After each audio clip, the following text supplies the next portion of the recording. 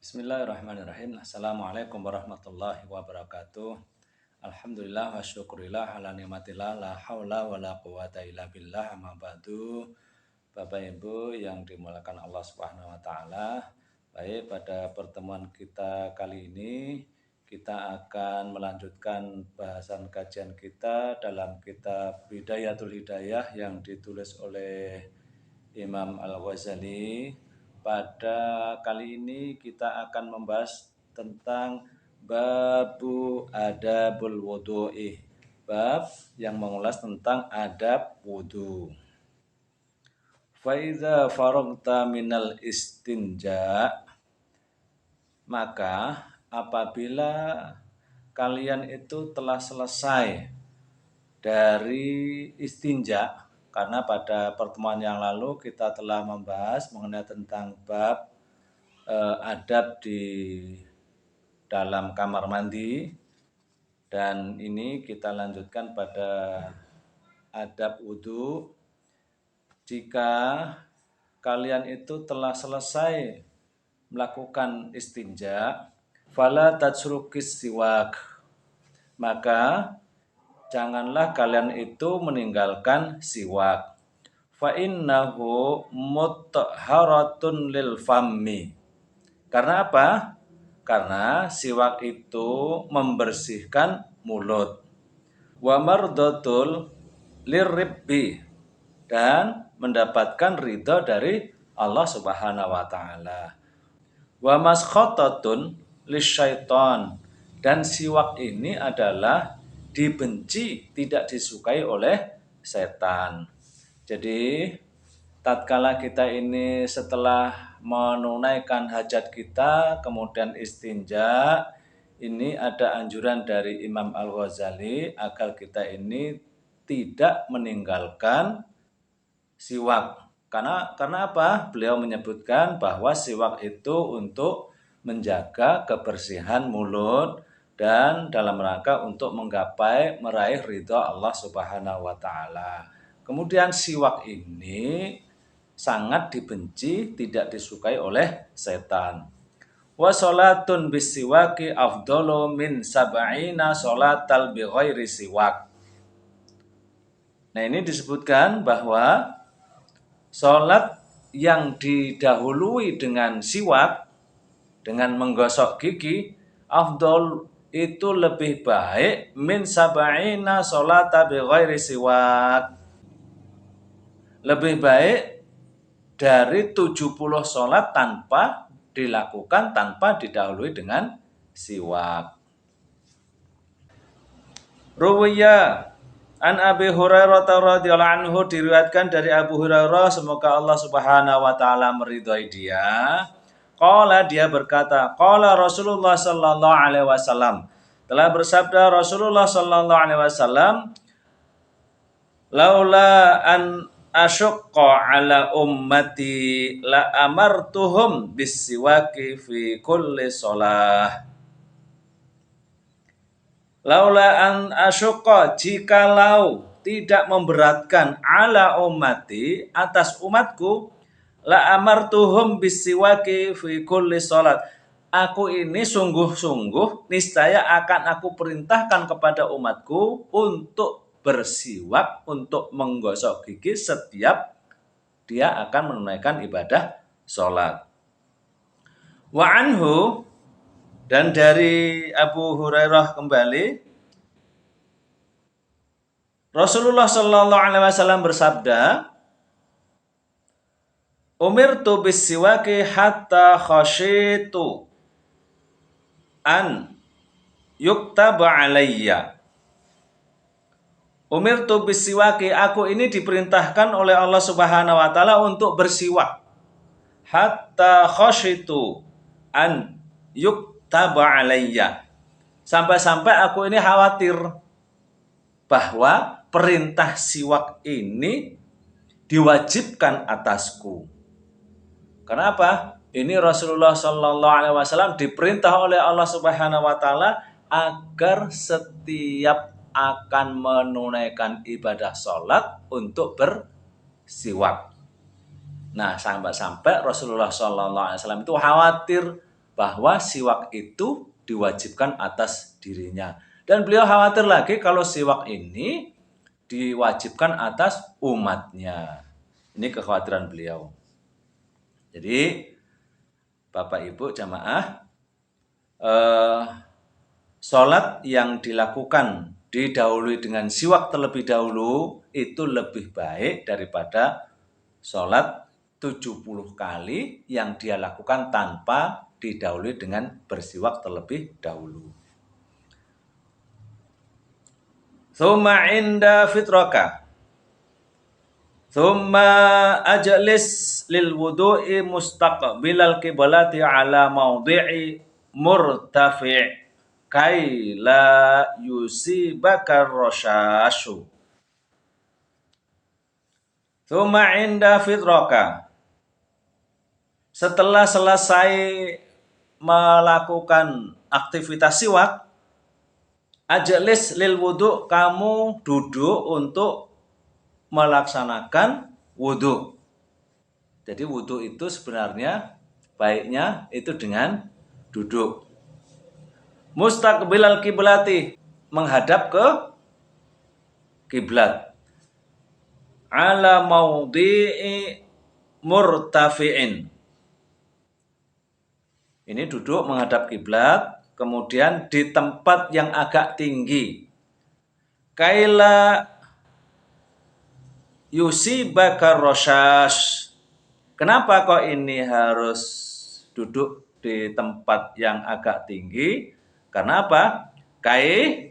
Supaya la yusibaka, tidak kecipratan ar-rasyashu, dari percikan atau cipratan air. Jadi wudhu itu dianjurkan untuk duduk dan tempat duduknya itu lebih tinggi supaya apa? Supaya tidak terkena cipratan air tatkala kita ini berwudu. Wakul, kemudian ucapkan Bismillahirrahmanirrahim dengan menyebut nama Allah yang maha pemurah lagi maha penyayang. Rabbi a'udzubika min hamazatish syayatin. Aku berlindung kepadamu ya Allah dari gangguan setan. Wa a'udzubika rabbi an yakhdurun, dan aku berlindung kepadamu pula ya Allah, ya Tuhanku, ayyahdurun, dari kehadiran mereka ini, yakni para setan. Ini adalah dirujuk dari surat Al-Mu'minun ayat yang ke-97 sampai 98.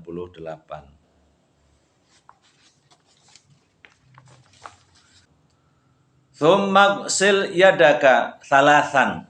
Kemudian basuhlah tanganmu itu 3 kali. Cuci tanganmu 3 kali. Qabla an tudkhilahuma al-ina.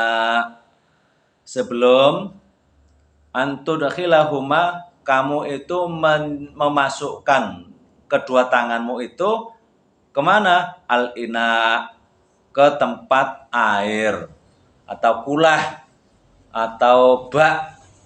Nah, jadi sebelum kita tangan ini dimasukkan ke tempat kulah, ke tempat penampungan air, nah ini dianjurkan agar mencuci tangan terlebih dahulu 3 kali.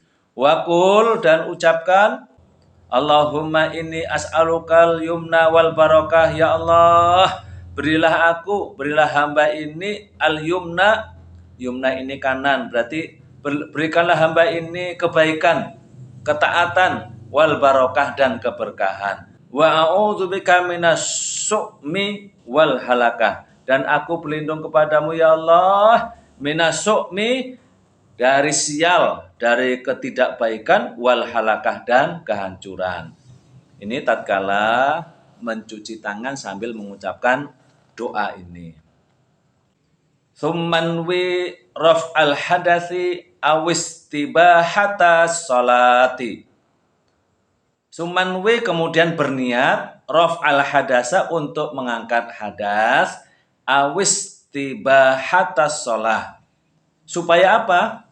Supaya diperbolehkan untuk melaksanakan sholat. Jadi berwudu ini dalam rangka untuk menghilangkan hadas, yang mana dengan hilangnya hadas ini diperbolehkan kita untuk melaksanakan ibadah sholat. Karena apa? Tidak diperbolehkan sholat itu tanpa berwudu terlebih dahulu.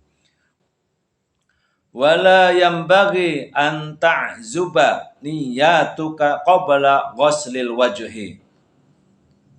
Wala yambaghi, dan tidak boleh kamu itu ayya zuba, itu membiarkan berlalu niyatuka qabla ghuslil wajhi. Niatmu itu membasuh muka.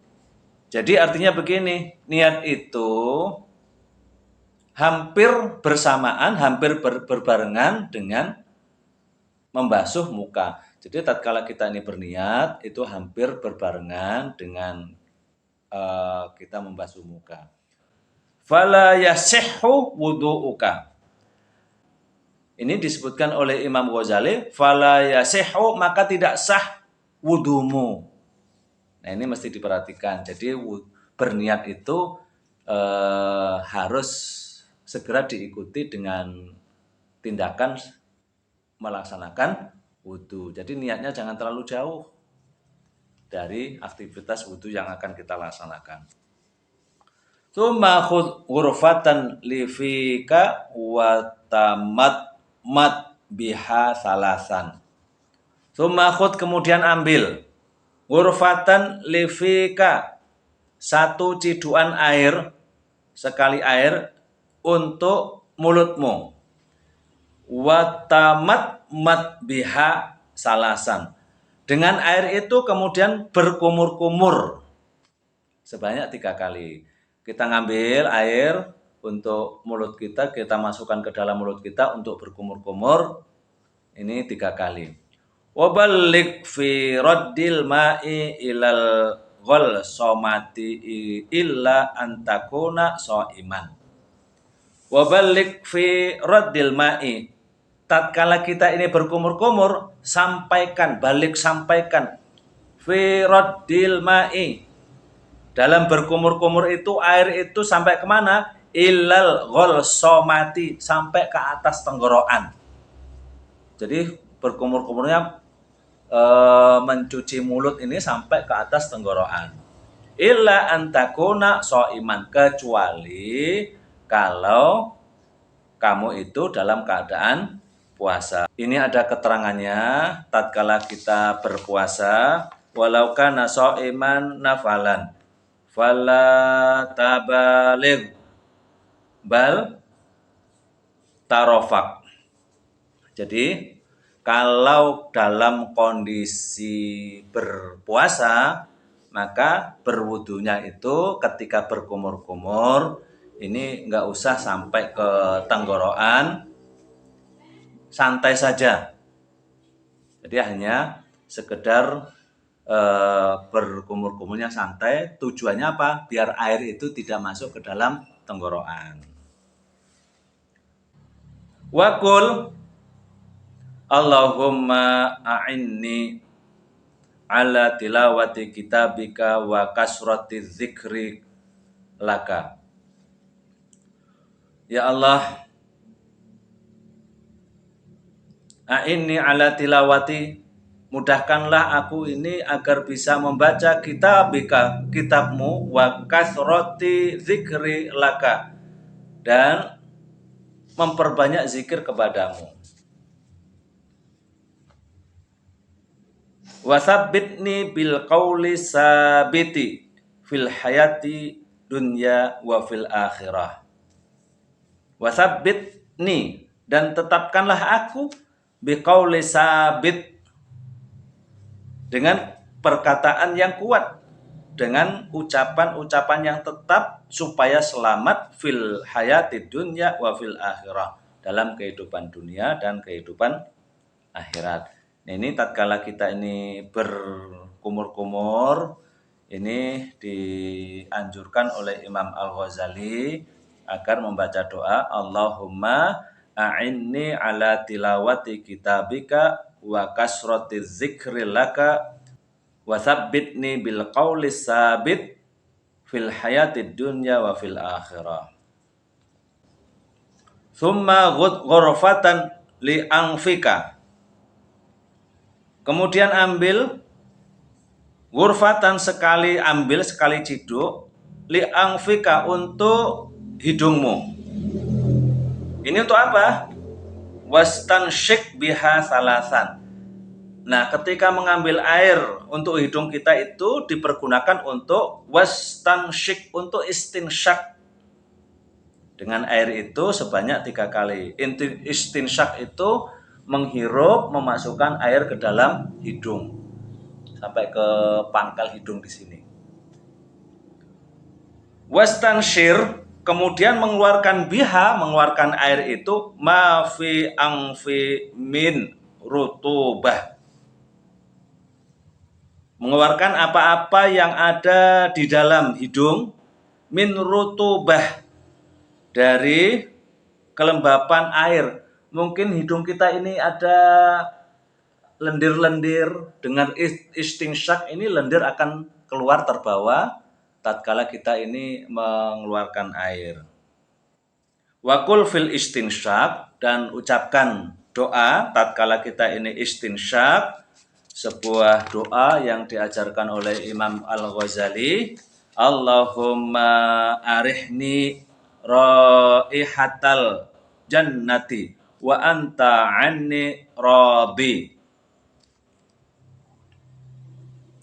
Allahumma, ya Allah, ya Tuhanku, arihni raihatal jannah, berilah aku ini bau, berilah aku ini penciuman raihatal jannah, baunya surga. Berilah aku ini bau, tercium baunya surga. Wa anta anni radin, dan Allah meridhoi kita, Allah meridhoiku.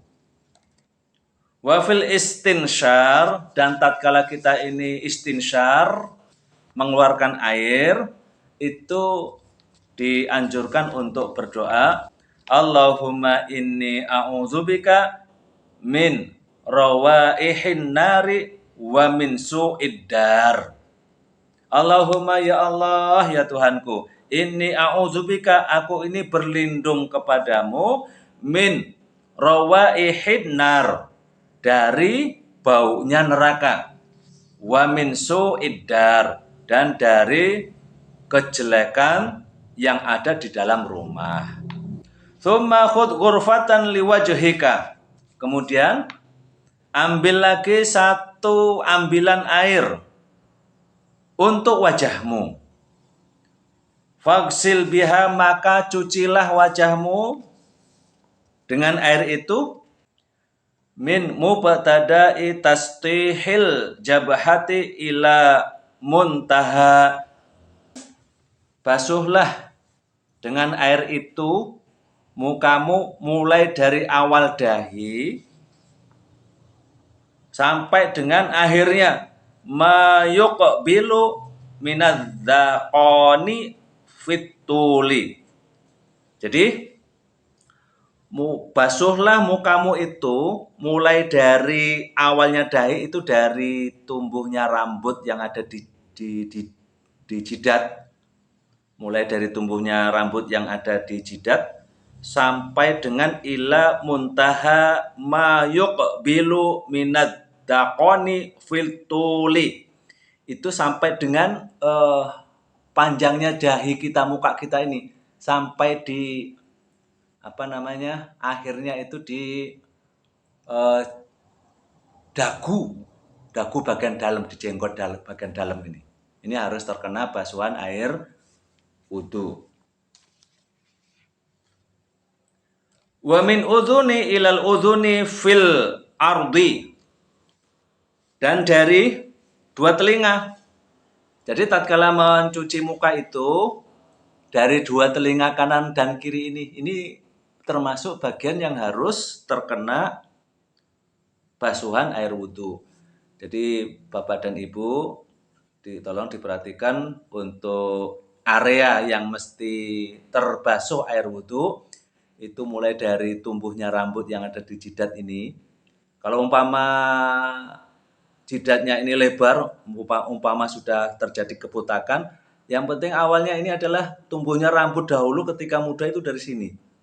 Dari jidatnya ini, mulai dari sini, terus kemudian sampai ke ini anak telinga ini kanan dan kiri, terus sampai ke dagu. Nah ini harus terbasahi dengan air wudhu.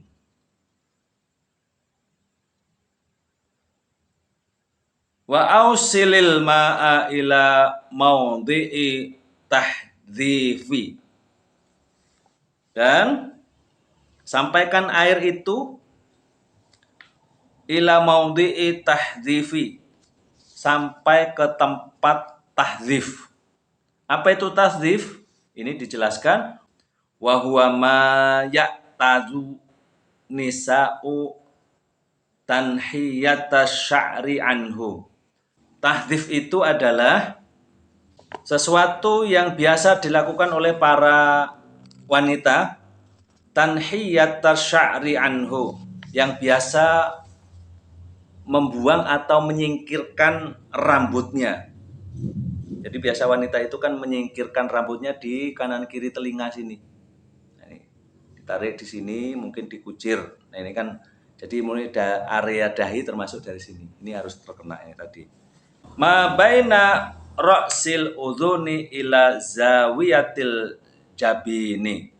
Ini dijelaskan kembali oleh Imam Ghazali, wa huwa ma baina ra'si, dan dia itu adalah di antara bagian atas udhun telinga ila zawiyatil jabini, sampai ke tepi dahi. Nah, ini bagian sini sampai tepi dahi. Nah, ini bagian area yang mesti terkenai air wudhu. Ini yang saya maksud oleh Imam Ghazali, ma yaqa'u minhu, yakni tempat dari fi jihatil wajhi, tepi wajah atau dahi yang tepi. Ini yang dimaksud oleh Imam Ghazali adalah apa namanya, yang biasa wanita ini kan tepi, yang penting ini loh, tepinya dahi ini. Ini harus terkena basuhan air wudhu. Wa ausil ma'a ila manabiti su'uri arba'ah, dan ratakan, wa ausil, ratakan alma, ratakan air, ila manabiti su'uril arba'ah, sampai ke manabit, sampai ke tempat tumbuhnya syu'ur, tumbuhnya rambut yang 4. Apa aja itu? Al-hajibani, rambut mata, bulu mata. Ini rambut yang 4 itu, yang pertama adalah al-hajibani, rambut mata atau bulu mata. Wasyaribani, kumis. Wal ahdabu, alis. Wal idharani, wahuma ma yuwazil udhunaini min mubtada al-lihyati. Idharon itu ini, godek. Wahuma, ini dijelaskan oleh Imam Ghazali, bulu yang tumbuh bawah telinga sampai ke jenggot. Itu yang dinamakan dengan idharon. Idharoni itu adalah bulu yang tumbuh antara apa namanya, di bawah telinga sampai ke jenggot. Ya ini godek ini. Kalau dalam bahasa Jawa dinamakan godek. Jambang. Gitu. Wa yajibu isalul ma'i ila manabitil lihyati khafifati dunal kasyifati. Wajibu, dan wajib, isalu, meratakan, alma, wajib meratakan air, ila manabiti lihyati khafifati, meratakan air ke tempat jenggot yang tipis. Jadi ketika jenggot ini tipis, ini harus kena air semua, harus rata. Dunal kasyifati. Kecuali ini tidak wajib kalau jenggotnya tebal. Wa qul 'inda ghuslil wajhi, dan ucapkan ketika membasuh muka ada ucapan doa, Allahumma bayyid wajhi binurika yauma tabayyaddu wujuhu auliyaika. Allahumma ya Allah, ya Tuhan, bayyid wajhi, putihkanlah wajahku, binurika, dengan cahayamu, dengan nurmu, yauma tabayyaddu wujuhu auliyaika, pada hari memutihnya wujuhu, wajah-wajah aulia, kekasihmu, para wali-walimu. Wala tusawwid wajhi bizulumatika yauma taswaddu wujuhu a'daika. Wala tusawwid, dan jangan hitamkan wajahku bizulumatika, dengan kegelapanmu, yauma taswaddu wujuhu a'daika, pada hari menghitamnya wajah-wajah a'daika, musuh-musuhmu. Wala tatsruk tahlilal lihyatil kassah. Wala tatsruk, dan janganlah kamu tinggalkan tahlilal lihyati, menyela-nyela jenggot, kassah, yang tebal. Jadi kalau tadi jenggot yang tipis ini wajib kena air basah semua, tapi kalau jenggot yang tebal ini cukup disela-selai. Menyela-nyela dengan jari-jari pada jenggot yang tebal. Ini bahasan kita untuk hari ini. Terima kasih. Jazakallahu khair. Assalamualaikum warahmatullahi wabarakatuh.